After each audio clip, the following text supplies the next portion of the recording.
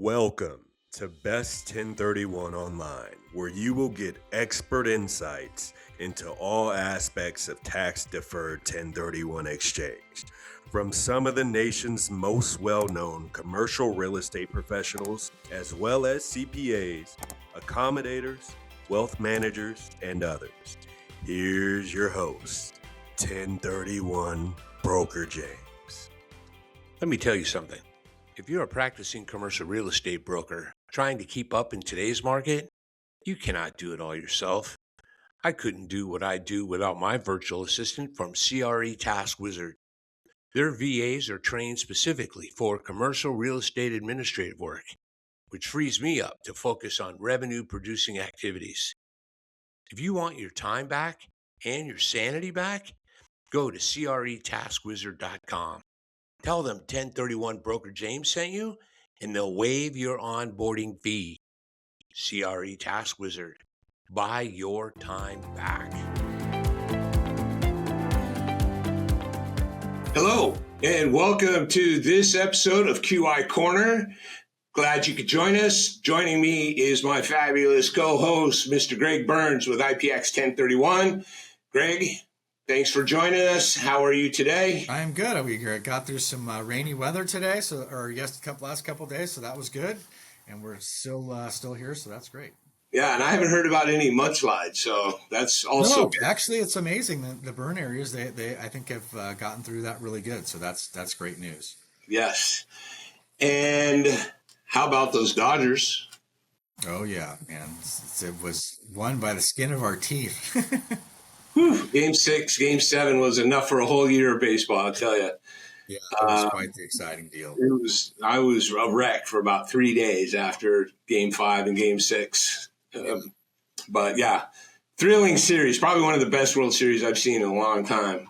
Yeah, both teams. I mean, I think the Dodgers kind of underperformed a little bit, but I think both teams played great. They competed, and both had opportunities to win. Right. Yep. Okay, so today we're going to uncover or talk about a myth. I know I've told you before, there's more than 50 myths on the 1031 exchange. If you go online, you want to go down a rabbit hole, and yeah, there are, I think 53 is what my list has now. Many are similar, a lot of parallels, but it's crazy how many myths are out there. And this one we're going to talk about just because of the time of year. We're heading into Thanksgiving next week, and it's that time of year where people are maybe trying to close before the end of the year to get it into the 2025 tax year. So the myth is that a lot of people will come to me and they'll say, outside of the timing guidelines, 45-day identification period and the 180-day close, they say, well, you can only do your exchange certain times of the year. And I've thought, okay, I don't know what you mean by that. Obviously, if you close after, what'd you say the day was, October 16th, then yeah, you need to have a conversation. But let's unpack that. Yeah, so the basic rules for time deadlines, and it's something that does come up, occasionally, is like, hey, you've got, 180 days to complete your exchange or the date your tax return is due. So October 16th to, April 15th is kind of that 180-day period. And so if you close after that date and you need to take advantage of, the full 180 days, what you do is you just file an extension on your tax return. So if you close, let's say December 16th, right? So let's say you lose 60 days. So instead of 180 days, in theory, you have 120 days to that April 15th date. Well, if you file an extension, that extension gets you to October 15th, which then allows you to have your full 180-day period. But it is something that kind of comes up a lot. I think that there is a lot of interesting and bad stuff on the internet. It's interesting to me. People will consult GBT chat and come up with a lot of bad information. So you can exchange at any time. Another question that came up on that particular issue is like, hey, if I close my sale in 2025, right, and I close my purchase in 2026, when do I report that on my tax return, right? because you're straddling tax years. Well, you close in 2025, so escrow is going to 1099 you for those proceeds in 2025. And so you're going to close on your purchase before you have to file your taxes. So you are going to file that 8824 form on your 2025 tax return. Okay. So you mentioned tax straddling. How is that a strategy?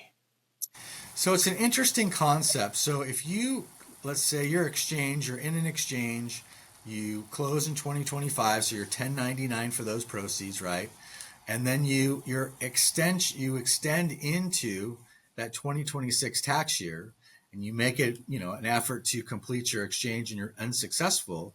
You can use this strategy called tax straddling, which basically allows you to report the sale under Section 453 as an installment sale, and then not pay taxes on those funds until you file your taxes in 2027, right? So you're basically reporting it as an installment sale that you didn't receive those funds until the 2026 year, and it basically allows you to kind of delay the payment of taxes, if you will, into that next tax year, which is something that we do see clients do. We have clients that open exchanges that seem to be making an effort to complete it, but I also think that they may be using that tax straddling, as a way to kind of push taxes down the road, gives them, maybe up to a year and a half to potentially use those funds, try to, make some money on them before they have to pay taxes.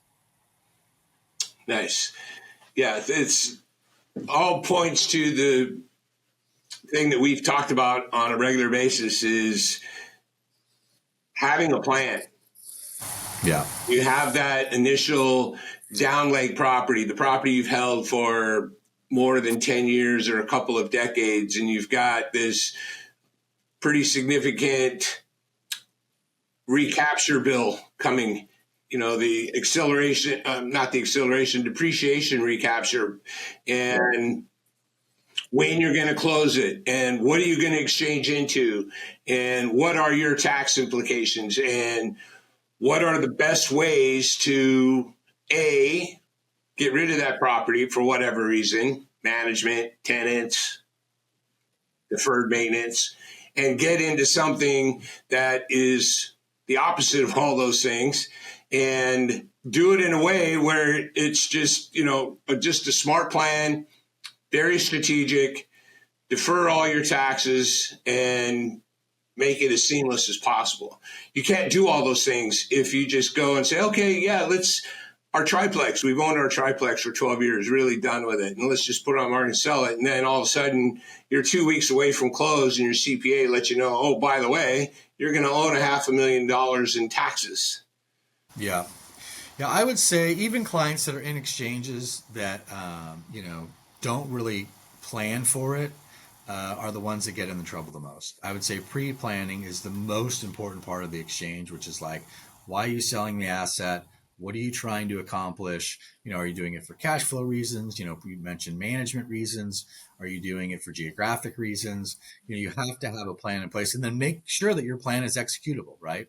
So if I sell a deal for, $2 million and I've got, it's an apartment and I've got, fairly high leverage on it, and I want to go buy net lease, and I come to you and say, hey, I've got, like 35 or 40% down and I want to buy a net lease asset. And you go, hey, well, you got to have 50% down.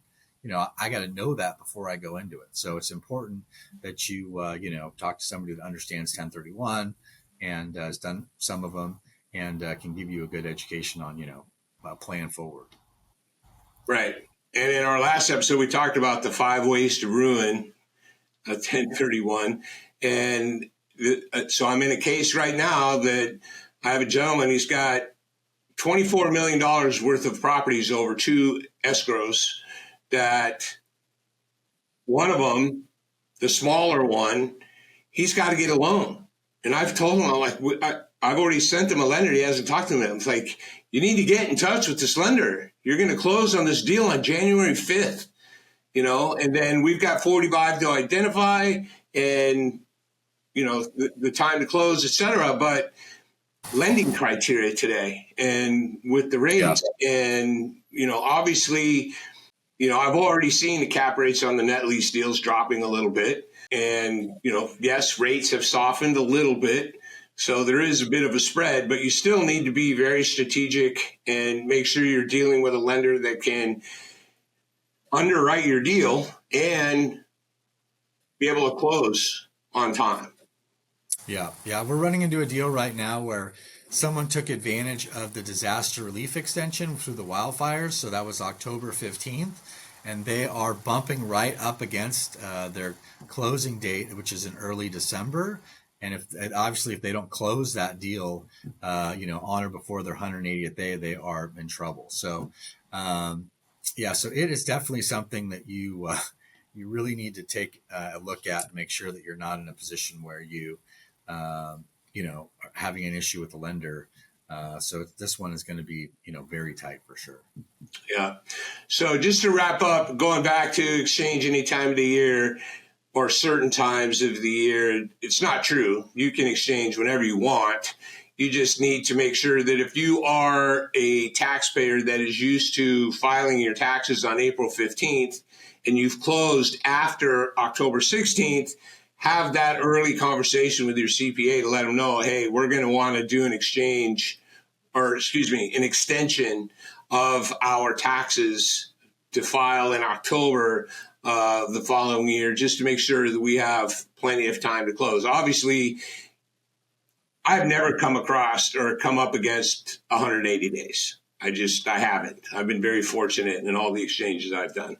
So, but that's really the thing that makes it possible for you to exchange at any time. So anybody that's closing in that fourth quarter, yes, you definitely need to file an extension for your taxes if you think you're going to need that full 180 days. So I was going to ask you a quick question. Have you ever been in a situation where they knew that going in, they're like, we're fine, we're going to be able to close, and they get right up until, the first week of April and they haven't closed yet? When is it too late? I don't even know. We're a CPA. If you go to CPA, you need to file that extension as long as this before. You can do it like on April 15th. I mean, I think you can really do it really pretty late so that you typically don't run up against that. I mean, the thing that happens more often than not is bumping up against the 180 days where they're like, there's a lender issue or something happens where they're not going to be able to close in the 180-day period. And then is there a way to kind of make that transaction happen? And we can talk about that in an episode in the future. Great. All right, everybody, make sure you like and subscribe.